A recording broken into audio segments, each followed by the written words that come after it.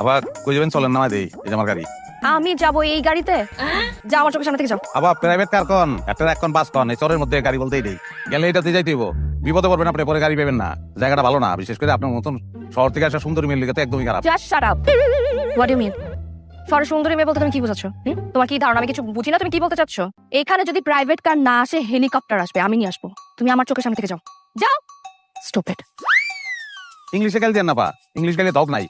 দগ থাকলে বাংলা গেলে কিছুটা আছে, আর গাইল বাংলাই দেন, ইংলিশেই দেন। ভদ্রলোকে তো দেয় না। মুশকিল হলো আপনারা তো বাসে চড়েন না, বাসে কিন্তু লেখা থাকে ব্যবহারে বংশের পরিচয়, ভদ্রতা বজায় রাখুন। গেলাম আমি। ওয়েট, আমি যাবো তোমার গাড়িতে, সবাইকে নামিয়ে দাও। কেন? বিকজ আই ডোন্ট শেয়ার, আমি কিছু শেয়ার করি না। তোমার গাড়ির ভাড়া পুরোটা আমি দেবো, আমি পুরোটা রিজার্ভ করে নিয়ে যাবো।